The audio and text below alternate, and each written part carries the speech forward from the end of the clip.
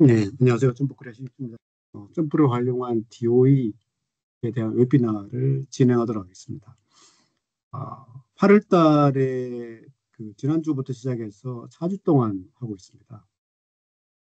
지난주에 한 80분 동안 DOE의 기본적인 내용에 대해서 말씀을 드렸고, 오늘은 두 번째 시간으로 저희가 실험 계획 조정할 때 중요한 목적 중 하나인 스크리닝, 중요한 인자를 선별하기 위한 실험에 대해서 말씀을 드리도록 하겠습니다. 그리고 다음 주는 최적화를 위한 반응 표면 실험, 그리고 마지막 주에는 점프 DOE의 가장 큰 특징이라고 할 수 있는 굉장히 플렉시블한 플랫폼인 커스텀 디자인에 대해서 말씀을 드리도록 하겠습니다. 시작하기 전에 많은 분들이 보내주신 링크를 활용을 해서 설문에 응답을 주셨는데, 그 중에 공유 가능한 두세 가지를 간단하게 한번 살펴보도록 하겠습니다. 첫 번째는 이제 DOE를 어떤 용도로 사용하느냐라고 질문을 드렸는데, 활용해 본 적이 없다. 그리고 그 활용해 본 적이 없다. 그리고 이게 아니죠. 음, 활용해 본 적이 없다. 그 다음에 유의한 인자를 선별하기 위한 용도로 한다. 그 다음에 최적화를 위한 용도로 한다. 잘 모르겠다. 이렇게 답변들이 비슷비슷한 비중으로 나왔습니다. 그래서 이걸 감안해서 제가 좀 말씀을 드려야 될 것 같고요. 그 다음에 DOE에 대해서 어떤 내용을 알고 계시냐라고, DOE와 관련된 키워드를 한 10개쯤 드리고, 그 다음에 알고 계시는지를 여쭤봤는데, 실험계획법 종류, 그 다음에 원리, 그 다음에 스크리닝 실험, 반응 표면 실험 이런 것들은 조금 알고 계신다고 답변했고, 나머지 뭐 호나무 실험이나 카스톰 다구치 이런 것들은 알고 있다고 답변해 하신 분들이 조금 몇 분 안 되셨습니다. 그 다음에 본 웨비나에서 이제 어떤 것을 이제 알고 싶으냐, 배우고 싶으냐 이런 것들을 제가 질문을 좀 드렸었는데 주관식으로 이 답변 내용이 너무 다양합니다. 그래서 보면 어떤 특정한 업종에 대한 뭐 화학이라든지 바이오와 관련된 특정 업종에 대한 얘기도 있었고, 그 다음에 실험 계획법 관련해서도 좀 기초적인 내용부터 시작을 해가지고 좀 어려운 내용, 그 다음에 뭐그 미탭이나 이런 거하고 차이점 이런 거 얘기하신 것도 있고, 그다음에 조금 어려운 질문하신 분들도 있었습니다. 그래서 이렇게 어떤 한쪽에 답변 내용이 한쪽에 몰려 있는 건 아닌데 이런 것들을 감안해서 제가 조금 말씀을 좀 드리도록 하겠습니다. 오늘 이렇게 이제 4주 동안 진행할 계획이고 오늘은 두 번째 시간입니다. 그리고 이제 아침에 결정을 했는데 몇 분 메일이 주신 분이 있어가지고 당장은 어려울 것 같고요. 10월 달쯤에 한 이틀 정도 오프라인 DOE를 주제로 해서 오프라인 세미나를 한번 해보려고 합니다. 본 내용에 들어가겠습니다.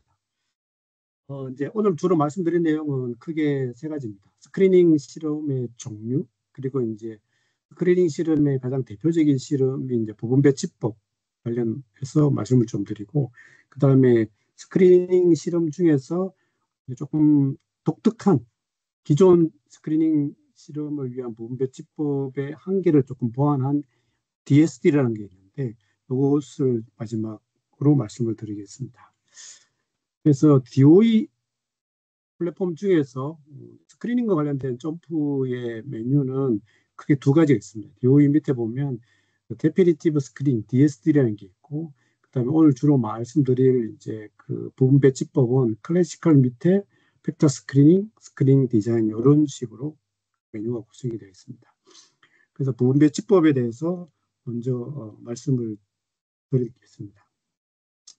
부분 배치법은 이제 우리가 이제 실험계획법 책이라든지 아니면은 이제 다른 소프트웨어에 보면 부분 배치법, 영어로는 이제 프랙셔널 팩토리얼 이렇게 실험의 이름이 되어 있습니다. 다른 한국말로는 일부 실시법이라고 하는데 이것은 이제 실험 구조적인 측면에서 실험의 이름이 이렇게 부분 배치법 또는 일부 실시법으로 붙여져 있고, 점프 같은 경우는 메뉴 이름이 팩터 스크리닝 디자인이라고 되어 있습니다. 이것은 이제 부분 배치법을 주로 하는 실험의 목적이 스크리닝을 목적으로 하기 때문에 똑같은 건데 어떤 것에 주안점을 두느냐에 따라서 이름을 조금 다르게 한 것 같습니다.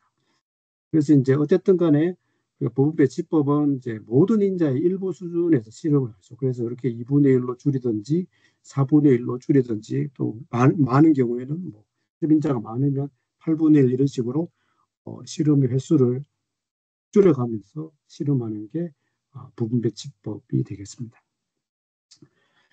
이제 실험을 하다 보면은 이제 몇 가지 기본적으로 지켜야 될 원리가 있는데 지난 시간에 가장 기본적인 3대 원리에 대해서 말씀을 드렸습니다. 첫 번째는 실험 순서의 랜덤화, 그 다음에 이제 우리가 p-밸류라든지 고차항 같은 걸 추정하기 위해서는 실험이 반복이 돼야 되니까 반복에 대한 말씀을 드렸고, 그 다음에 이제 실험에 영향을 미치지만 고려하지 않는 인자를 블락 인자로 고려하는 블락킹에 대해서 말씀을 드렸습니다.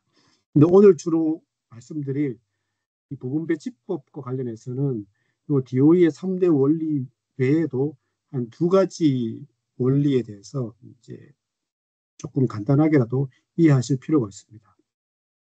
단어 자체가 그 다른 데서는 잘 쓰지 않는 일상 용어가 아니라서 여러분들이 쉽게 좀 이해하기는 어렵습니다. 어쨌든 이 부분배치법을 이해하기 위해서는 교락, 컴파운딩이라는 단어하고 직교화라는 이 2가지의 DOE 원리에 대해서 아주 가볍게라도 좀 이해하실 필요가 있습니다. 첫 번째는 교락입니다. 교락, 영어로는 컴파운딩이라고 되는데 이거는 말 그대로 조합 또는 섞는 것을 얘기합니다. 그래서 실험계획법적인 측면에서 말씀드리면 하나의 인자 효과를 그 다른 효과와 구별할 수 없도록 섞는 것, 조합하는 것을 의미합니다.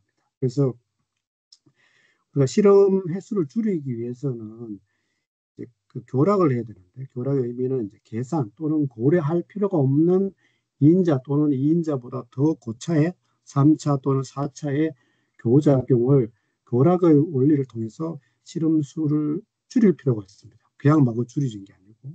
그래서 그러니까 여러분들이 이제 점프 같은 소프트웨어를 써가지고 실험을 설계를 한다고 가정했을 때 예를 들어서 이제 강도와 같은 반응치가 있고 이 강도에 영향을 미칠 거라고 생각되는 실험의 요인이 이렇게 이제 그 3개를 잡고 그 다음에 3개의 요인에 대해서 이렇게 2개의 수준씩 실험 수준을 잡았다가 하면 완전 배치법을 하면 2의 3성 총 8번 실험을 해야 됩니다. 근데 만약에 이게 이제 어떤 목적에 의해서 또는 어떤 사유로 실험을 8번 할 수 없는 에 대해서 반으로 줄여서 2의 3-1성으로 실험을 하면 총 실험 수는 4번이 되는데 이때는 이제 그 주효과만 추정할 수 있는 실험이 되는데 이것은 그냥 4번이 되는 게 아니고 이렇게 이제 컴파운딩 교락의 원리에 의해서 그 유의하지 않는 또는 고려할 필요가 없는 그 상호작용, 교호작용이 메인 이펙트에 컴파운딩 됩니다. 교락이 됩니다. 그래서 그런 원리를 통해서 우리가 이제 실험수, 교락의 원리를 통해서 실험을 줄이게 되는데 이 교락을 하다 보면은 이제 해상도 레졸루션이라는 단어가 또 등장하게 됩니다. 이제 레졸루션 해상도란 말은 교락의 구조라고도 할 수도 있고 교락이 얼마만큼 복잡하냐라고 이렇게 복잡도의 의미로서도 해석할 수가 있습니다. 이 점프를 이용해서 부분배치법 설계를 하다 보면 이런 이제 그 화면이 나오는데 여기에 레졸루션에 보면 3, 4, 5 뭐 이렇게 적혀 있는데 우리가 보통 이제 해상도가 3이면 주효과만 추정할 수 있는 실험이고 해상도가 그 4가 되면은 조금 더 이제 그 복잡해져서 주효과하고 일부 이요인 교작용을 추정할 수 있는 실험이 됩니다. 반면에 5로 되면은 이제 해상도가 5가 되면은 주효과하고 모든 이요인 교작용을 추정할 수 있는 실험이 되고 해상도가 높아질수록 완전 요인 실험이 됩니다. 이 해상도의 의미는 이게 쉽게 이해하시는 분들도 있고 조금 이제 잘 안 와닿을 수도 있는데 여기 제가 밑에다 첨언을 했는데 좀 이렇게 약간 통계적으로 좀 무리가 있지만 해상도를 좀 단순하게 이해를 한다 그러면 우리 해상도에 숫자 3, 4, 5가 이런 숫자가 있는데 요거를 이해하실 때 좀 단순하게 이해한다면 베인 이펙트를 일로 보고 2인자 교작용을 2로 보면 3은 메인 이펙트하고 2인자가 섞여 있으니까 컴파운딩 결합되어 있으니까 그걸 3이라고 인식하시면 되고, 그다음 2인자 교작용끼리 섞여 있으면 2 더하기 2니까 해상도가 4다. 그리고 3인자 교작용도 2인자 교작용이 컴파운딩 되어 있으면 3 더하기 2니까 5다. 해상도 5다. 뭐 이렇게 이해하시면 조금 무리가 있지만 좀 쉽게 이해하시는 방법이 되겠습니다. 그 다음에 직교라는 말이 있는데 이건 조금 더 어려운 말이죠. 오스고넬리티라고 해서 이 교락을 하기 위한 방법입니다. 그래서 교락을 하기 위한 방법인데 이렇게 이제 제가 아주 간단하게 두 가지 공부 장소하고 참고 도서가 있을 경우에는 이 그 공부 장소에 상관없이 참고 도서가 고르게 이제 그 배분 이제 배열이 어레이 돼야 되잖아요. 그런 것들을 직교라고 합니다. 직교라고. 그래서 직교라는 말 정도는 그냥 이렇게 구조화된 교락 방법, 교락을 구조화시키는 방법이다. 이렇게 이해하시면 될 것 같고요. 그 다음에 이제 점프의 메뉴에 이렇게 들어가면 DOE의 클래시컬 팩터 스크리닝에 들어가면 이렇게 세 가지 종류의 그 스크리닝 타입을 선택하게 되어 있습니다. 첫 번째가 프랙셔널 팩토리얼 디자인. 이게 이제 가장 일반적인 부분 배치법. 이게 프랙셔널 팩토리얼을 그대로 해석하면 부분 배치법이 되거든요. 부분 배치법이고, 그다음에 부분 배치법 중에서도 이제 그 주요가만 추정하기 위한 목적으로 하는 실험이 많기 때문에 메인 이펙트 스크리닝 디자인을 하기 위한 그 옵션이 별도로 빠져나와 있습니다. 빠져나와 있고, 그 다음에 이제 수준이 혼합되어 있을 때, 예를 들어서 2수준 팩터도 있고 3수준 팩터도 있을 때 쓸 수 있는 것은 이렇게 믹스 레벨 스크린 디자인이라고 이렇게 별도로 뽑아져 나와 있습니다. 여기 이따가 하나하나씩 다 살펴볼 건데, 일단 이제 점프를 가지고 활용하기 전에 점프 결과를 가지고 먼저 한번 가볍게 한번 보고, 그 다음에 점프를 가지고 우리 같이 시연해 보도록 하겠습니다. 예시입니다. 반응치가 그 반도체 용어인데 지라탄탈륨이라고 TAN이라는 반응치가 있습니다. 그리고 연속형 벡터가 5개 있다고 가정을 하면 이렇게 실험 디자인을 할 때 스크린 디자인에 대해서 반응치에 대해서 이렇게 반응치와 관련된 정보를 입력하고, 그 다음에 이렇게 그 벡터에 대한 정보, 벡터 연속형 5개, 그 다음에 이수순식 이렇게 설계를 하고 나면, 그 다음에 이제 화면을 넘기면 앞에서 본 것처럼 이렇게 디자인 리스트, 내가 선택할 수 있는 디자인 리스트가 이렇게 뜹니다. 그래서 지금 다 설명드릴 수는 없고, 이렇게 빨간색으로 표시된 대표적인 4가지, 우리가 이제 그 스크리닝 디자인을 한다고 봤을 때 여러분들이 많이 사용하게 될 4가지에 대해서 간단하게 말씀드리겠습니다. 첫 번째는 그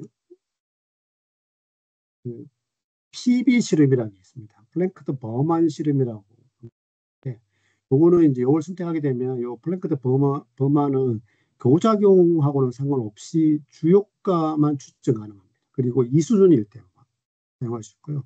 그리고 이제 이 플랭크드 버만 실험은 요인의 수가 4개 이하일 때는 사용하지 않습니다. 일반적으로. 그래서 점프도 요인의 수가 5개 이상이 돼야 여기 플랭크드 버만 실험을 선택할 수 있도록 활성화가 됩니다. 그리고 플랭크드 버만 실험은 주요가를 추정하기 위한 실험인데, 말씀드렸다시피 인자수가 4개 이하일 때는 거의 쓰지 않고 보통 5개 이상, 한 10개쯤 될 때, 요인의 수가 이 정도 될 때 주요가를 추정하기 위한 목적으로 주로 사용합니다.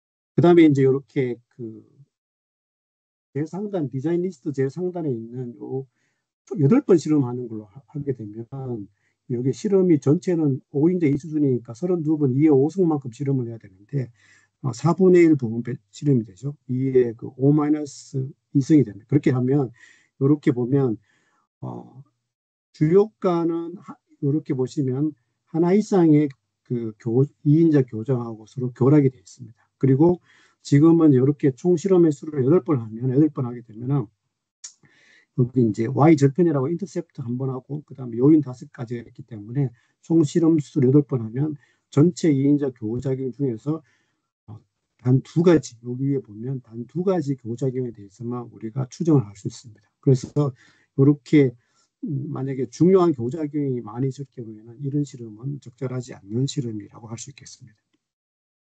실험 횟수를 좀 더 늘려보겠습니다. 2에 5-1성, 그러면 이렇게 이제 16회 실험이 되죠. 그렇게 돼 보면 여기 이제 그 상관계수 차트에 보면 모든 주요가하고 2인자 교작용은 교락이 없습니다. 그래서 이렇게 실험하는 거는 이제 요 5개 요인에 대해서 5개 요인들끼리 2인자 교작용이 서로 중요하다고 생각될 경우에는 앞장에서 본 것처럼 이렇게 8회 실험하는 걸 하면은 2인자 교작용이 추정이 안 되니까 최소한 16회 실험을 해야 된다. 뭐 그렇게 해석할 수 있습니다. 마지막으로 이제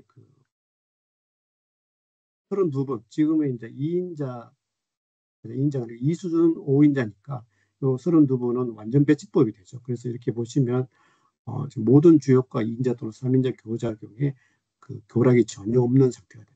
완전 배치법일 경우에 이렇게 되게 됩니다. 그러면 점프를 이용해서 실험을 설계를 했다고 가정을 하고 만약에 이제 실험을 하고 나면 어떻게 해석하느냐? 그 점프를 가지고 같이 보기 전에 결과 PPT에 캡처해 놓은 결과를 가지고 먼저 간단하게 좀 설명드리겠습니다.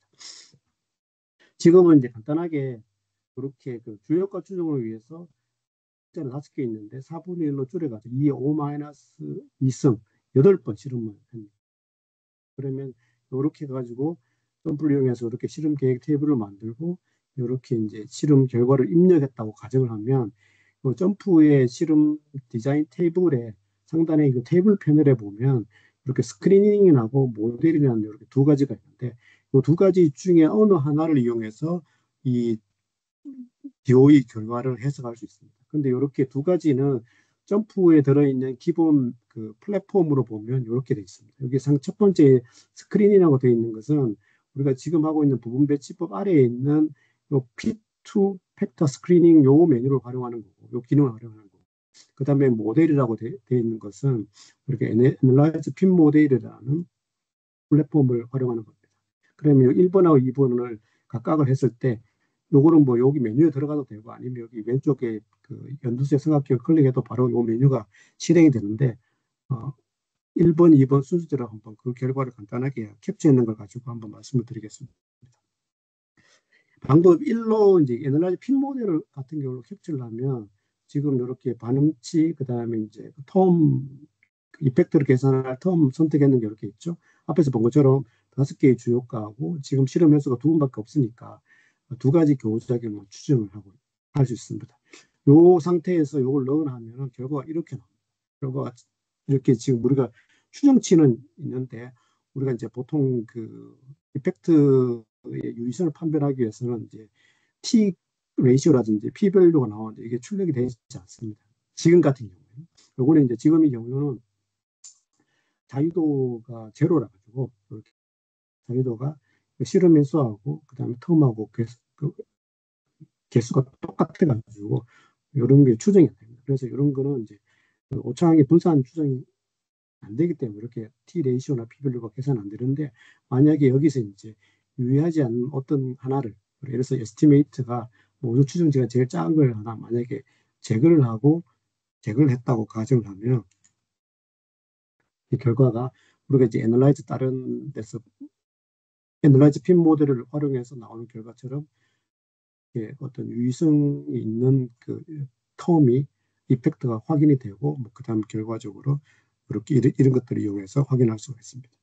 요거는 이제 애널라이즈 핀 모델을 이용해서 그렇고 만약에 이제 두 번째 방법 1을 그 팩터 스크린 밑에 있는 요 메뉴 중에서 클릭을 하면 굉장히 낯선 아마 대부분의 분들한테 낯선 요 결과가 나옵니다. 지금 이제 시간이 짧아서 이걸 다 설명드리기는 어려운데 요거는 이제 이 랭스라는 사람이 만든 또 그 효과 희소성 원리라는 원리에 따라서 그 중요한 것들을 이렇게 요 원리에 의해서 미리 중요한 효과를 미리 선택해 줍니다.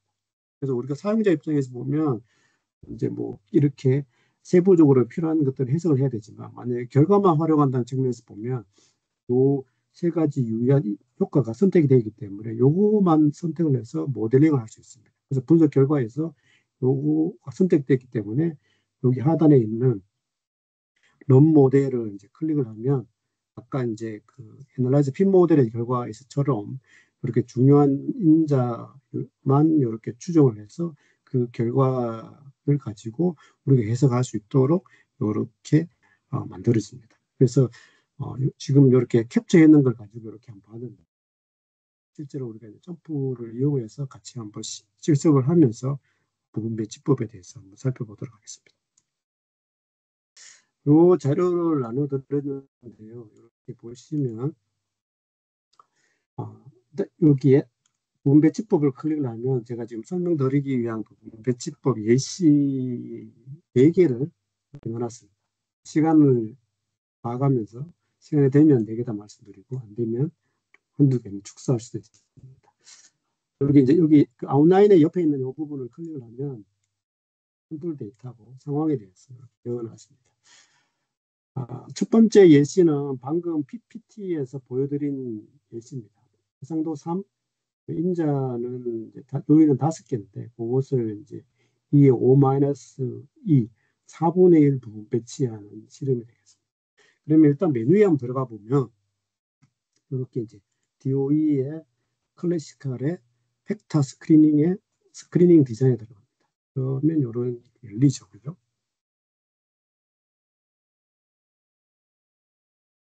이렇게 열립니다. 그러면 이제 우리가 이제 실험을 수리하기 위해서는 Y에 대한 반응치 Y에 대한 정보하고 팩터에 대한 그 정보를 입력을 해야 되는데 이렇게 이제 수동으로 여러분들이 이제 타이핑할 수도 있고 반응치하고 팩터에 대한 그 정보를 담고 있는 테이블이 있으면 그 테이블을 업로드하면 됩니다.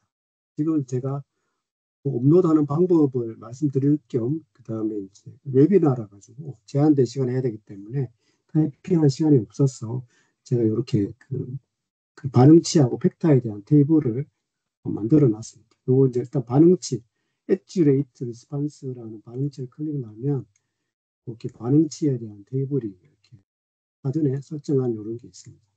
이렇게 보시면 반응치 이름과 그다음에 리미트 로우 하이가 있고 그다음에 매치 타겟이라는 그런 게 있으면 불러 올라가면 스크리닝 디자인 옆에 있는 빨간 삼각형 보면 여기 로드 리스판스가 있습니다. 이렇게 클릭을 하면 이렇게 불러오게 됩니다. 불러왔으면 필요 없고요. 그다음 실험 디자인을 할 때 여러분들이 반응치에 대해서는 특별히 이제 고려할 필요가 없는데 반응치에 대해서는 이 한 가지만 고려하면 됩니다.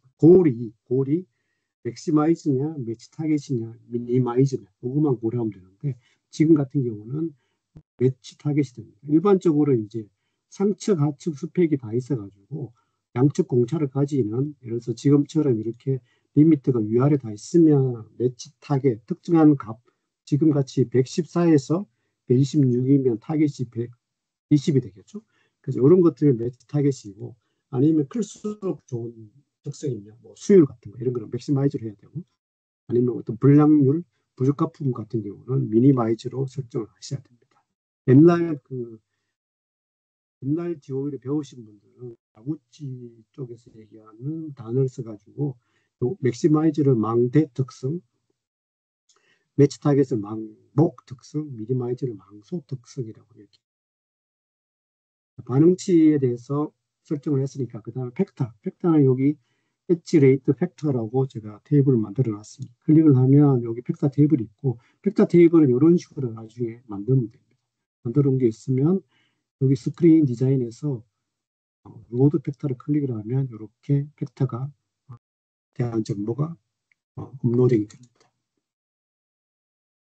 이렇게 되어 있으면 그 다음에는 이제 실험을 설계해야 되니까 컨티뉴를 클릭하게 되면 아까 PPT에서 본 것처럼 이거 부분 배치법을 할 거냐, 그 다음에 그 주요가 추정을 할 거냐, 그 다음에 레벨이 믹스된 디자인이냐 이런 걸 선택하게 됐습니다. 지금은 이제 그 8번 실험, 주요가만 추정하기 위한 8번 실험을 하도록 하겠습니다. 그러면 여기 들어가서 지금 그대로 두고 컨티뉴를 하면 여기에 8번이 돼 있죠. 주요가만 추정하기 위한 실험을 한다. 가정을 하면 이렇게 해가지고 선택하고 컨티뉴를 클릭하고 그 다음에 실험 순서에 대한 실험 이제 DOE 원리에 의해서 특별한 경우가 아니면 실험 순서는 무조건 랜더마이즈고, 그다음에 뭐 어떻게 중심점에서 추가 실험을 할 거냐, 반복을 할 거냐, 이런 것들에 대해서 옵션을 지정하게 되어 있습니다. 지정할 필요 없으면 그냥 이렇게 메이크 테이블 하면 그렇게 이제 실험 테이블이 만들어집니다. 그래서 아까 말씀드린 대로 이렇게 5개 팩터에 대한 정보가 이렇게 있고, 그다음에 만약에 엣지 레이트에 대한 실험을 해서 결과를 넣었다 그러면 여기 스크리닝 또는 모델에 대한 것을 이용해서 실험 결과를 해석할 수 있습니다. 지금 이제 실험을 했다고 가정을 하고 이렇게 여기 실험 결과 해석 요걸 이제 엣지 레이트 요 부분을 클릭을 하면 이제 제가 실험을 했다고 가정을 하고 이렇게 들어가 있습니다. 그러면 아까 PDF에 본 것처럼 만약에 이 모델에 그 모델은 아까 말씀드린 대로 애널라이즈 핀 모델 로직을 이용하는 건데 여기 들어가도 되고 아니면 이제 여기 연도색을 클릭을 하면 이렇게 되어 있습니다. 그래서 지금은 이렇게 이제 내가 분석하고 있는 이펙트는 이런 거고 이 상태에서 이렇게 널 하면 아무것도 안 나오죠. 아까 이펙트 서머리 아무것도 안 나올 겁니다. 아까 했던 것처럼 요거 지금 같은 경우는 이제 자유도가 0이기 때문에 이렇게 보고 그다음에 여기 자유도가 0이지만 여기 에스티메이트 추정치의 크기로 가지고 상대적인 중요도를 판단을 할 수가 있죠. 그래서 만약에 어떤 중요하지 않는 하나, 예를 들어서 이런 교호작용 같은 하나를 만약에 제거를 하게 되면 추가적으로 해석할 수가 있습니다. 그럼 해석하는 방법은 다음 예제를 가지고 조금 살펴보는 거.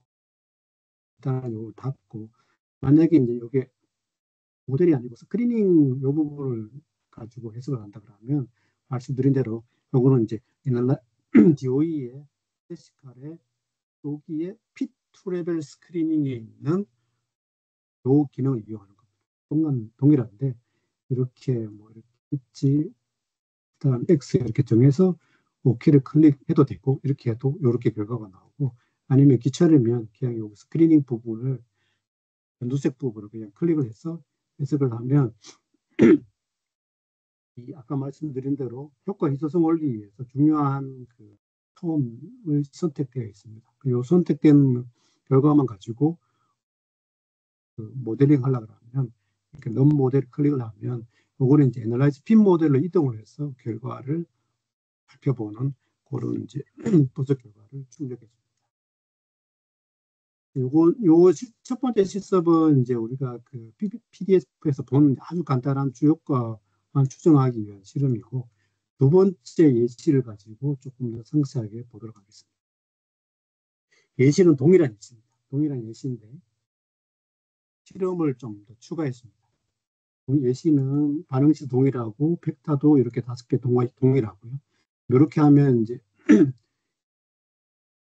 2인자 상호작용을 추정하기 위해서 16개 실험인데 그다음에 이제 어떤 중심점에서 추가적으로 4번 실험한 결과가 되겠습니다. 그러면 실험을 했다고 가정을 하고 이렇게 이제 동일하게 한번 해볼까요? 혹시 이제 우리가 실험 디자인하는 거 제가 이렇게 반응치하고 다 넣어놨는데 앞에 거 다시 한번 리뷰를 하기 위해서 실험 설계를 한다고 가정을 하면 클래시칼의 벡터 스크리닝 디자인에 들어가서 이렇게 반응치 테이블을 여기 눌러가지고 불러옵니다. 불러오고 그다음에 벡터 테이블도 이렇게 있으면 벡터 테이블을 여기 스크리닝 디자인 눌러가지고 로드 벡터에서 불러옵니다. 불러오고 컨티뉴 누르고 그 다음에 여기 이제 프랙셔널 팩토리얼 디자인 누르고 컨티뉴해서 그 다음에 지금 같은 경우 내가 실험을 할 어떤 디자인으로 실험할 건가를 선택을 하게 되겠죠. 지금은 이제 왼쪽에 적어놓은 것처럼 16회 실험을 한다. 기본적으로 이 해상도 5 2인자 교작을 전부 다 추정하기 위한 해상대 5의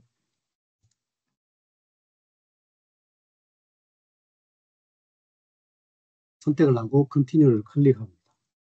클릭을 하면 실험 런의 랜도마이즈 그다음에 중심점 반복 이렇게 있는데 지금은 예시적으로 센터 포인트에서 4회 추가 실험을 한다고 했으니까 센터 포인트에서 4를 크고 그 탭을 하면 이렇게 테이블이 만들어집니다. 이렇게 보시면 실험 순서는 전체적으로 이렇게 패턴을 보시면 랜더마이저가 되어 있는 걸 알 수 있고, 그 다음에 여기 패턴에 000 이렇게 되어 있는 게 중심점에서 추가 실험을 하겠다고 4번 실험, 중심점 추가 실험 한 결과가 되겠습니다. 실험을 했다고 가정을 하고 결과를 한번 해석해 보겠습니다. 실험 결과 해석의 엣지 웨이트 데이터 클릭해 보면 이렇게 해서 결과를 해석해 보겠습니다. 그 두 가지 그 부분 배치법 스크린 디자인 같은 경우는 두 가지 방법으로 해서 다 할 수 있기 때문에 둘 다 한번 해보도록 하겠습니다. 첫 번째, 제가 아까 말씀드린 그핀 모델을 이용하면 이렇게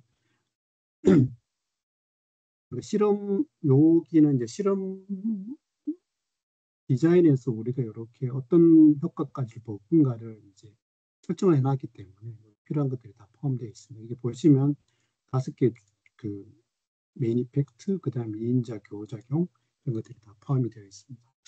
그래서 실험 결과를 해석하기 위해서 최소 제곱법으로만 해야 되는 건 아닌데 기본적으로 최소 제곱법을 선택하고 런을 클릭합니다. 그럼 이렇게 실험 결과가 이렇게 나오죠. 그러면 이제 이렇게 주로 이제 우리가 그 샘플 이용하시는 분들은 이펙트 서머리의 내용을 좀 참고하시죠. 이 이펙트 서머리는 밑에 있는 이제 피라미드 에스티메이트의 내용을 뭐 이렇게 조금 간단하게 한 거라고 볼 수 있습니다. 이렇게 보면 우리가 익숙한 p-밸류 기준으로 p-밸류가 큰 유의하지 않는 거니까 유의하지 않는 것들을 하나씩 제거해 나가면 됩니다. 제거한다는 것은 그 유의성 판별 기준에서 제외한다는 거고, 제외한다는 것은 내가 어떤 반응치를 좋게 하기 위해서 그 제외되는 터음은 고려하지 않겠다는 뜻이 되겠죠. 그렇게 이렇게 제외를 하고, 그 다음에 제외하다 보면 이렇게 햇 표시가 있는 건데, 이것은 이제 템퍼리처의 주요가는 중요하지 않지만, 템퍼리처가 포함된 뭐 이렇게 교작이나 이런 것들이 중요한 게 있으니까 지금은 제거할 수 없다는 뜻이 됩니다. 그래서 여기 표시가 없는 를 하나씩 그 제외합니다. 폴링이라고 하는 거죠. 교락이랑 똑같은 말이에요. 하나씩 제거하다 보면은 뭐 이렇게 되고, 그 다음에 이제 요 p-밸류 기준으로 제거할 때 뭐 우리가 유의 수준 5% 0.05 기준으로 제거할 수도 있고, 아니면 뭐 조금 더 여유로운 기준을 가지고 제거할 수도 있는데, 지금은 그냥 뭐 좀 단순하게 0.05 기준으로 제거를 하다 보면은 뭐 이렇게 제거할 수 있겠죠. 이쯤 제거하면 템퍼레이처도 제거할 수 있게 이렇게 남습니다.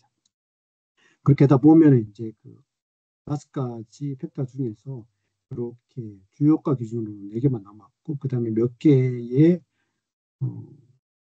이렇게 한 3개 정도의 그 2인자 교작용이 중요한 것은 파워와 관련된 파워 변수와 다른 팩터의 2인자 교작용이 중요한 걸로 되어 있죠. 그래서 이렇게 해서 어떤 게 더 중요한지를 해석하면 됩니다.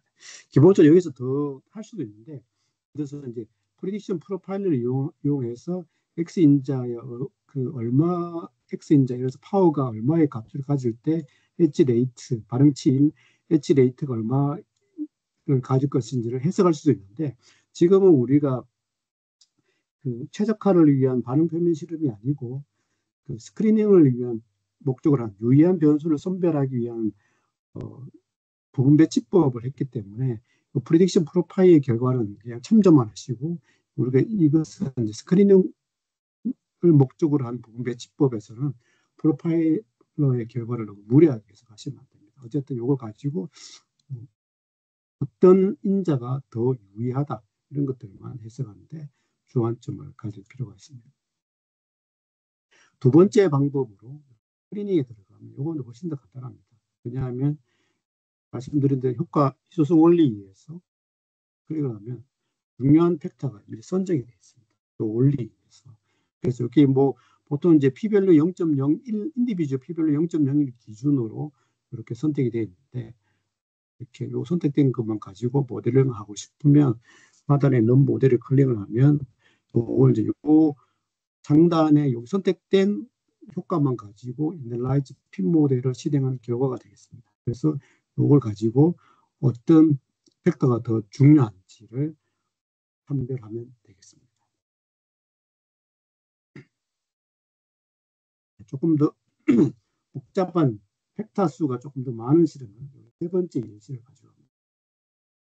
요거는 그 반응치는 뭐 이렇게 depth of weld, 한국말로 하면 용접 깊이고요. 그다음에 팩터가 이렇게 7개가 있습니다.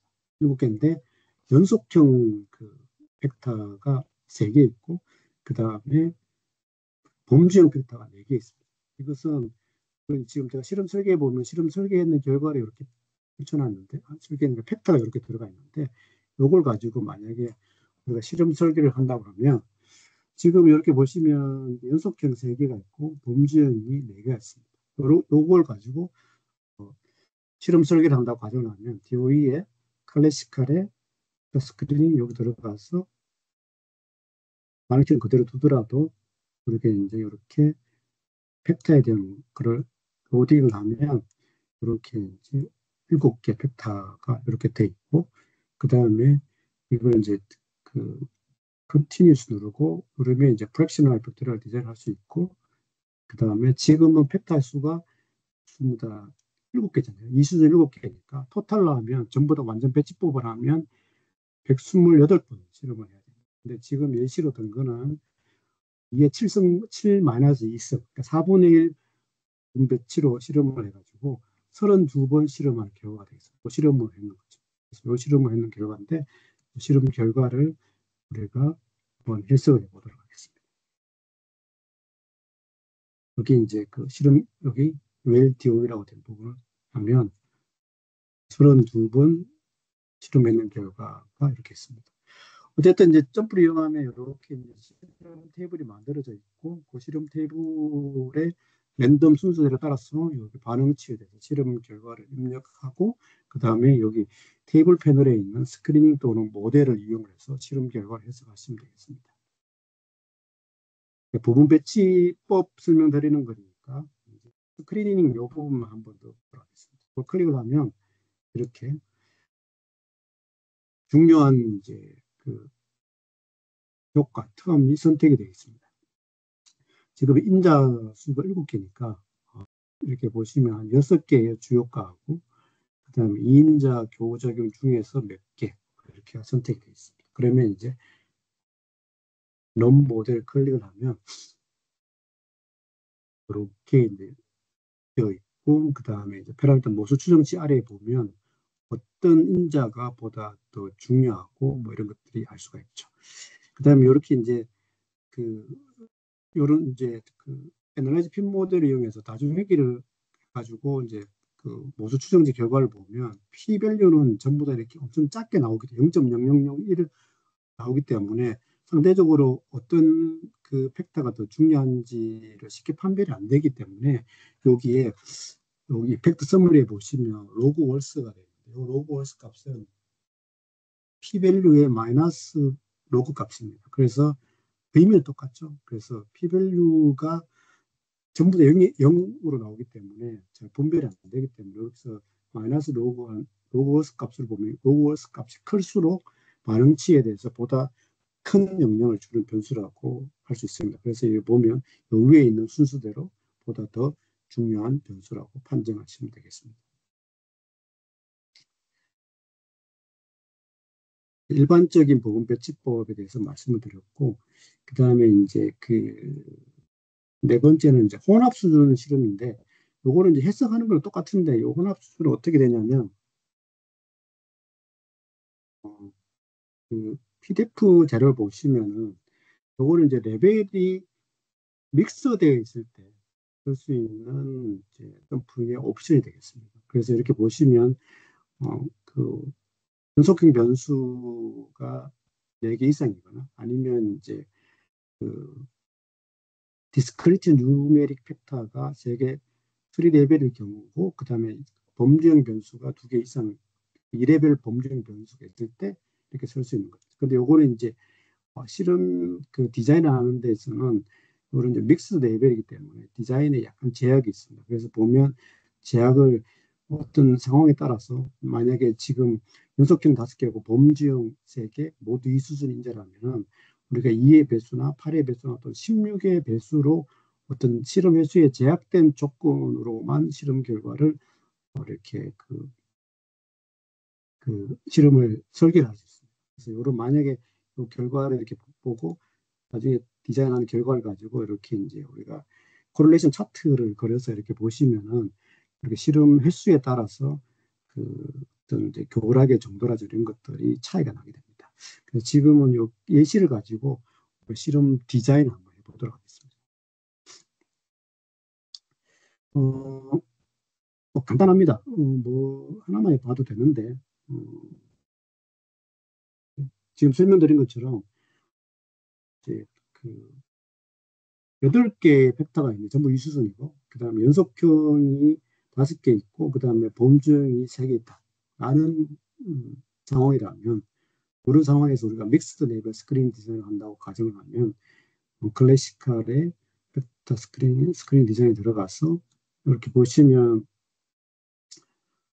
연속형이 5개고 범주형이 3개입니다. 그래서 디자인할 때는 모델링 타입이 같은 것끼리 한꺼번에 디자인하면 되거든요. 5개인데 연속형이 5개, 그 다음에 범주형 이 수준이 3개, 케이블컬, 브레벨 이렇게 하면 여기 이렇게 이제 8개 벡터에 대해서 실험이 이렇게 생성되어 있습니다. 컨티뉴를 누르고 그다음에 만약 믹스 레벨로 하고 싶다 하고 가정하면 컨티뉴 클릭을 하면 이렇게 아까 PDF 파워포인트에서 보이는 것처럼 2의 배수 또는 8의 배수, 16의 배수로 실험을 설계를 할 수 있습니다. 이렇게 실험을 설계하고 그 이후의 과정은 이제 부분 배치법에서 설명드린 것하고 동일한 어떤 그 순서대로 실험 결과를 해석하면 되겠습니다. 여기 이제 일반적인 이제 부분 배치법에 대해서 이제 4가지 예시로 이제 말씀드렸고, 그 다음에 이제 그 일반적인 부분 배치법 말고 앞에 데피니티브라고 수식어가 달려있는 DSD라는 실험 디자인에 대해서 스크리닝 디자인의 약간 이제 특별한 스페셜한 케이스인데 한번 이제 이 부분에 대해서 살펴보도록 하겠습니다. 실습을 하기 전에 일단 여기에 나눠드린 PDF를 가지고 좀 설명을 드리겠습니다. 요 DSD라는 이제 스크린 디자인은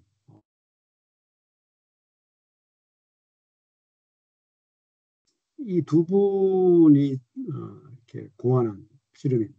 이제 지금 이제 브래들리 존스라는 분은 이제 점프 마크, 점프 직원이었는데 퇴하신 저장인형 퇴하신 분이고, 그다음에 이 양반 나츠하임, 크리스토프 나츠하임, 이 DOE 관련돼서 엄청 전 세계적으로 엄청 유명한 분이죠. 이 두 분의 공동 연구로 10여 년 전에 이렇게 만들어진 실험입니다. 그래서 만들어질 당시에는 특허 문제로 이제 이 DSD라는 플랫폼이 점프에만 있었는데 지금은 아마 다른 데도 다 있는 것으로 알고 있습니다. 이게 어떤 뜻이냐면 지금 이제 스크리닝 디자인을 하고 있습니다. 스크린 디자인 하고 있는데 지금 앞에서 설명드린 이제 전통적인 스크리닝 디자인 부분 배치법에 사용하는 데 있어 가지고 실무적인 아쉬움 여러 가지가 있는데 그 중에서 가장 큰 아쉬움이라고 할 수 있는 게 2가지입니다. 하나는 이 부분 배치법은 이 스크리닝 디자인은 기본적으로 교락을 하게 되죠. 그래서 교락을 해서 그 주요가에다가 주요가 추정할 때 그 주요가의 2인자 이상의 교작용이 교락이 되어 있습니다. 교락이 되어 있다는 것은 A라는 그 팩터의 주요가의 추정치가 50이 나왔다 그러면 그 50은 A라는 팩터의 주요가뿐만 아니고 거기에 교락된 어떤 다른 그 교작용이 섞여서 50이라는 얘기거든요. 그러니까 그 50이라는 ST 추정치는 순수하게 A의 효과, 인지 아닌지 알 수가 없다. 알 수는 있지만 섞여 있다는 거죠. 그래서 이 스크리닝 디자인을 하시는 분들이 2인자 이상의 교장은 모르겠지만 적어도 주요가만 순수하게, 그러니까 교락이 안 된, 주요가만이라도 교락이 안 된 어떤 스크리닝을 하고 싶다. 이런 게 있고, 그 다음에 이 기본적으로 부분 배치법은 이제 그 직선의 효과만 고려하는데, 이게 2차 곡률 효과를 스크리닝 디자인을 하면서도 곡률 효과를 좀 추정하고 싶다. 그러면 곡률 효과를 추정하려고 하면 중심점에 대한 실험이 추가적으로 반드시 필수적으로 있어야 되잖아요. 그죠? 그래서 그런 것들을 해가지고 곡률 효과도 어느 정도 추정하고 싶다. 이 두 가지의 이 스크리닝 전통적인 부분 배치법에 대한 그 사용자들의 두 가지 니즈를 충족시키기 위한 목적으로 나온 실험이 DSD, Definitive Screening Design이라고 할 수 있습니다. 그래서 이렇게 DSD로 실험을 설계하고 나면 이렇게 삼각계수 차트가 이렇게 나옵니다. 이렇게 보시면 주요거가 있는 쪽은 완전히 파란색이죠. 그래서 그 교락이 하나도 안 되어 있다는 것을 알 수가 있습니다. 그래서 이제 교락이 안 되어 있기 때문에 이렇게 그 공유 효과도 중심 교락도 안 되어 있고 이렇게 보시면 중심점에서 이렇게 추가 실험들이 이렇게 되었기 때문에 어떤 이제 공유 효과도 일정 부분 우리가 추정을 할 수가 있습니다. 그다음 여기 뭐 적혀 있는 것들은 이제 조금 세부적인 내용인데 참고하시고 파란색으로 된 부분은 이제 우리가 그 DSD로 디자인할 때 벡터가 연속형이냐 범주형에 따라서 그 DSD 디자인의 실험 횟수 같은 거에 대한 내용인데 이거는 뭐 그냥 외울 필요는 없고 그냥 한번 참고하시면 될 것 같습니다. 이게 이제 DSD 디자이너하고 그다음에 일반적인 부분 배치법하고의 실험을 했을 때 디자인 테이블을 비교한 겁니다. 이렇게 보시면 왼쪽이 DSD거든요. 이것은 이제 항상 이렇게 7개, 8개 인자가 있다 하더라도 이렇게 하나의 인자들은 반드시 중심점이 추가가 되어 있습니다. 그리고 1회 이상의 모든 벡터의 요인이 중심점인 실험이 추가가 되어 있습니다. 그리고 오른쪽에 보이는 일반적인 이제 그 분배지법하고는 이렇게 디자인 테이블을 이렇게 보시면 중심점에 대한 강조라든지 이런 것들 측면에서 굉장히 다르다는 걸 알 수가 있습니다. 상관계수 차트를 보더라도 완전히 차이가 납니다. 왼쪽에 있는 것은 DSD로 이렇게 했을 때의 코릴레이션 맵이고 오른쪽에 있는 것은 이제 클래시컬 디자인의 부분 배치법을 했을 때의 그 코릴레이션 차트가 되겠습니다. 그래서 보면 가장 큰 차이가 이게 주요가에 대한 교락 여부가 가장 큰 차이라고 하셨겠죠. 그래서 이제 요로 DSD는 이제 그런 이제 주요가를 순수한 주요가를 추정할 수 있고, 그다음에 동료효과도 추정할 수 있는 상황이고, 그다음에 보통 이제 6개 정도 인자가 있는데 그때 목적이 이제 스크리닝을 하기 위한 목적이라면 그때 이제 많이 사용하게 됩니다. 얼굴은 그냥 참조하시면 될 것 같고, 그다음에 이제 우리가 점프를 가지고 DSD 설계 결과를 한번 살펴볼 건데, DSD는 실험 결과를 2단계로 실험을 결과를 해석해야 됩니다. DSD 실험을 하고 나면 이렇게 분석을 하게 되면 주요가 추정 스테이지 1에서는 주요가를 추정을 하고 그다음에 스테이지 2에서는 교작용하고 2차 곡률 효과를 추정하게 됩니다. 순서가 그 화면은 점프 분석 결과는 한꺼번에 나오는데 이렇게 이제 순서적으로 보면 이렇게 되어 있다는 겁니다. 그래서 이런 것들이 있으니까 이걸 다 같이 이렇게 이제 살펴보시면 되겠습니다. 우리 실습을 통해서 DSD에 대해서 같이 보도록 하겠습니다. 웹이라 끝나고 난 다음에 혹시 이제 DSD에 대해서 간단하게 살펴보고 DSD 뭐 점프 DSD라고 유튜브에 치시면 굉장히 많은 내용이 나오는데 여기 3분짜리 내용이 있습니다. 그래서 나중에 끝나고 난 다음에 이거 딱 보시면 한번 그렇게 쉽게 조금 더 제가 말씀드린 것보다 쉽게 이해할 수 있습니다. 간단한 거니까 한번 보시고요. 그다음에 이제 DSD 설계를 한번 가정하기를 인자가 6개 있고 모두 이 수준입니다. 그리고 이렇게 이제 계속 해왔던 것처럼 이렇게 연속형 인자가 6개 있는데 이렇게 전부 다 이 수준입니다. 그래서 요런 그 상황에서 우리가 이제 그 DSD로 실험 디자인을 한다고 가정을 하겠습니다. DSD 메뉴는 DOE 클릭을 하면 클래시칼의 바로 위에 있습니다. 그러니까 지금까지 본 거는 분배치법은 클래시칼 팩터 스크리닝의 스크리닝 디자인이고 DSD는 조금 강조하기 위해서 별도로 빼 나와 있죠. 그래서 여기 데피니티브 스크리닝 디자인을 클릭을 합니다. 클릭을 하고 실험 그 팩터 테이블이 있으니까 팩터를 한번 불러보겠습니다. 다른 아까 스크리닝 디자인 했을 때의 팩터 로딩하는 방법하고 똑같습니다. 로드 팩터를 클릭을 하면 6개의 팩터에 대해서 되고 그 다음에 이제 컨티뉴를 클릭을 합니다. 그때를 클릭을 하면 이렇게 이제 DSD 같은 경우는 옵션이 가지가 있는데 드락이 있느냐 없느냐 뭐 이런 하나가 있고 그 다음에 이제 그 중심점에서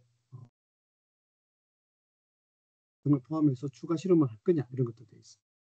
그래서 이제 지금 같은 경우는 점프는 여기 여러분들이 이렇게 그 엑스트라 넌 같은 경우는 안 해도 되긴 되는데 우리가 이제 실험에서 어쨌든 스크리닝 디자인이니까 그 감지 능력 향상 같은 걸 하기 위해서 보통 이제 그 DSD를 만든 분들이 4번 정도는 추가 실험을 하는 것을 권고하고 있습니다. 그래서 이렇게 사를 하고 만약에 메이크 디자인을 블락을 없다고 가정을 하고 메이크 디자인을 하고 하면은 이렇게 실험 설계가 됩니다. 이렇게 랜더마이저 그대로 두고 메이크 탭을 하면 이렇게 17의 실험 횟수가 만들어집니다.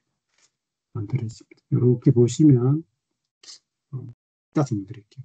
그래서 그 했다고 이렇게 실험 디자인을 해서 실제 실험을 했다고 가정을 하고 예시적인 이제 실험 결과를 가지고 여기 이제 변환된 게 DSD extraction 점프라는 용어입니다. 이걸 클릭을 하면 이렇게 실험 결과가 입력되어 있습니다. 실험 결과가 입력되어 있고 그 다음에 지금 이제 우리가 결과만 해석하는 거라서 필드 실험 결과에 대한 정보를 이렇게 딱 보면 얘는 이제 수율이니까 최대치를 목적으로 하는 실험이라는 걸 알 수가 있습니다.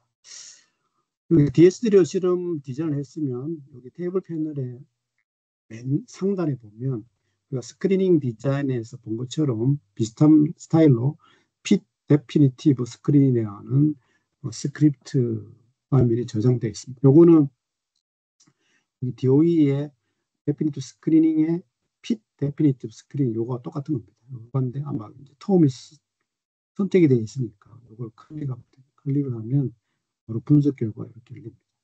그래서 첫 번째 단계에는 메인 이펙트를 추정하면 이게 이제 6개의 팩터 중에서 2가지 팩터라는 게 2가지 팩터가 중요하고 그 다음에 이제 이븐 오더라고 하는 것은 이제 그 2차 공유 효과하고 2인자 교호작용 중에서 이런 것들이 중요하다. 뭐 이렇게 되어 있습니다. 이런 것들을 확인하고 만약에 이제 스크리닝 자체만 이제 볼 것 같으면 여기서 중단해도 되고요. 아니면 이제 조금 더 디테일하게 그 결과를 해석한다고 보면 이렇게 이제 연 모델을 클릭을 하면 그 선택된 텀만 가지고 라이트 핀 모델을 실행한 거거든요. 이렇게 실행을 해서 나온 결과가 이렇게. 그러면 이거를 이렇게 해석을 해보면 메탄올하고 타임의 주요가는 P-밸류가 상당히 작은데 나머지 것들은 이제 별로 안 적어가지고 그럼 이런 것들은 이제 극단적으로 이걸 그대로 두고 해석할 수 있지만 줄일 수도 있다라고 볼 수 있습니다. 하면 뭐 남는 게 별로 없네요. 그죠?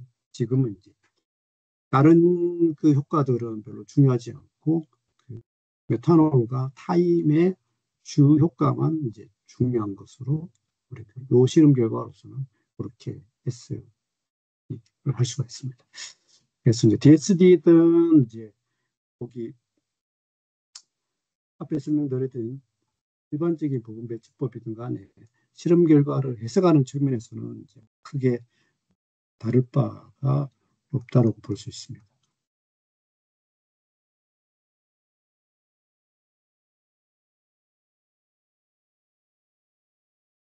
그다음에 그 DSD를 하다가 보면 이제 블락을 설정할 수도 있는데 지금 블락 블락을 설정할 수도 있는데 여기 요거는 이제 블락 여기 제일 마지막에 있는 DSD 다른 예시라고 설명드린 것은 블락 설정 결과입니다.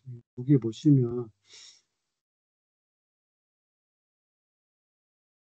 이게 어떻게 설정되냐면 여기 로또가 이제 블락이 있는데 여기 그 우리가 실험 점프를 이용해서 디자인 테이블이 이렇게 있으면 요거 디자인 테이블을 확인 또는 수정하려고 그러면 여기 이제 DOE 다이얼로그를 클릭하면 되거든요. 클릭해서 이렇게 보시면 이렇게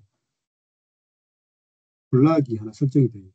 블락을 하나 설정을 했고 그 다음에 실험 선수는 블락 내에서 랜덤하게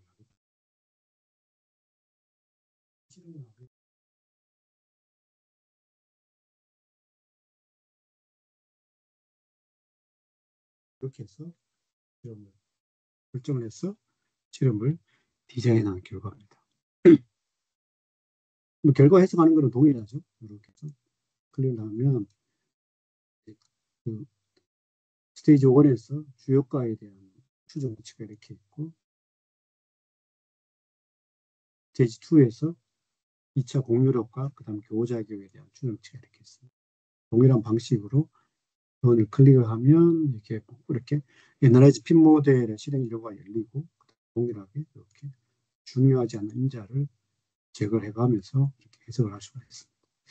지금 같은 경우는 여기 이제 블락 설정의 예시 같은 경우는 이렇게 보호작용도 있고 그 다음에 에탄올이나 타임 같은 경우는 이제 그 2차 공유력과도 유의한 것으로 되어 있기 때문에 이렇게 보시면 프로파일러 그래프가 이렇게 곡선 2차 함수 형태의 곡선으로 나와 있다는 걸 알 수가 있습니다.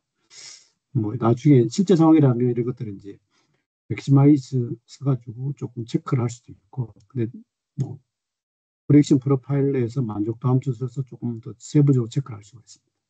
다만 이제 아까 그 부분 배치법에서도 말씀드린 것처럼 일반 스크린 디자인이든 DSD, 데피니티브 스크린 디자인이든 간에 스크리닝을 목적으로 하는 실험이기 때문에 우리가 이제 프로젝션 프로파일러를 무리하게 해석을 해가지고 어떤 옵티멀 포인트, 옵티멀 최적 조건 이런 것들을 뭐 얼마다 이렇게 말씀하시면 곤란할 것 같습니다. 그럼 프로젝션 프로파일러에 대해서는 이제 다음 주에 반응 표면 실험에서 할 때 조금 더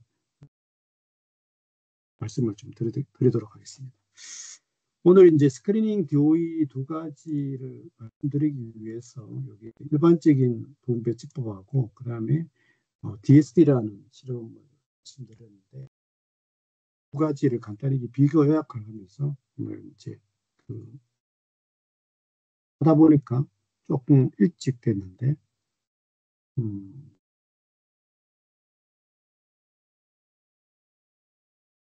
그 나눠드린 PDF 자료 마지막 부분에 보면 뒤에 페이지가 세 페이지를 보면 이렇게 있습니다.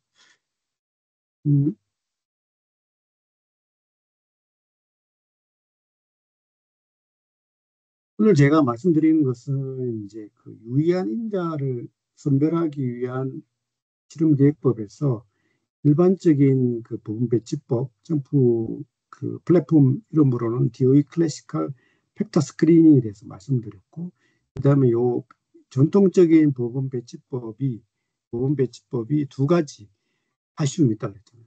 하나는 이제 주요가가 순수하지 않다. 그러니까 2차 이상의 교작용이 그 주요가에 컴파운딩, 교락되어 있는 경우가 많다. 또 한 가지는 이제 우리가 그 스크리닝 실험이라 하더라도 공유력가, 특히 2차 공유력가를 추정하고 싶다. 그런 이제 니즈에 부응하는 실험이 데피니티브 스크리닝이라고 했습니다. DST. 그래서 메인 이펙트를 순수하게 추정하고 싶고, 그 다음에 옥률 효과, 커베이처, 2차 옥률 효과를 추정하고 싶을 때, 그럴 때 이렇게 DST를 쓴다고 했습니다. 그래서 여기 일반적인 그 스크리닝 디자인하고, 그다음에 데피니티브 스크린 디자인을 이렇게 좀 이렇게 비교하면서 음,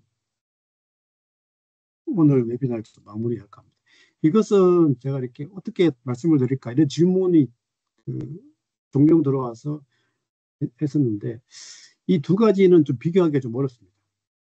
비교하기가 굉장히 객관적으로 비교하기가 어렵습니다. 그래서 제가 이렇게 경험적으로 이렇게 적으면서 이렇게 그 경험적이고 좀 주관이 섞여 있다라고 해놨습니다. 그래서 그 클래시컬 스크린 디자인 일반적인 부분 배치법은 주요가를 고려한 실험이라든지 주로 아니면 이슈순 실험 또는 우리가 그 인자 중에서 연속형 인자 말고 범주형 인자가 좀 많이 있을 때, 이럴 때 조금 권고된다, 편리하다, 실험을 디자인하거나 실험 횟수 측면에서 약간 장점이 있고 실험 결과를 해석하기 용이하다 이렇게 말씀드릴 수 있고, 그 다음에 DSD, Descriptive Screen Design은 이 교작용이 특히 2인자 교작용이 상당히 있을 거다. 그 다음에 그 팩타일 수가 좀 6개 이상 상당히 많다. 그리고 범주형 인자보다는 주로 연속형 인자가 주로 많을 때, 그리고 공률 효과를 한번 살펴보고 싶대. 이럴 때 이제 DSD를 쓰는 게 좋을 것 같습니다. 그래서 여러분들이 주어진 상황에 맞추어서 전통적인 클래시컬 스크린 디자인을 할지 아니면 DSD를 할지 이렇게 선택하시면 좀 나을 것 같습니다. 그래서 오늘은 지난주는 시간이 좀 부족했었는데 오늘은 하다 보니까 80분 원래 계획되어 있었는데 60분 조금 하다니까 이 정도로 마무리됐습니다. 혹시 질문이 있으신 분들은 Q&A 창에 올려놓으시면 질문에 답변을 드리도록 하겠습니다. 어쨌든 공식적인 이제 오늘 웨비나는 이걸로 마치고 혹시 다음 주 명단을 보니까 다음 주에 신청하신 분들이 많던데 다음 주에는 최적화를 목적으로 한 대표적인 실험인 반응표면 실험에 대해서 여러 가지 한 5가지 또는 6가지 정도의 케이스를 가지고 우리가 이제 이론적인 측면보다는 그 케이스를 가지고 실습을 하면서 반응표면 실험을 점프해서 디자인을 하고 어떻게 해석하는지 그런 것들을 같이 한번 살펴보도록 하겠습니다.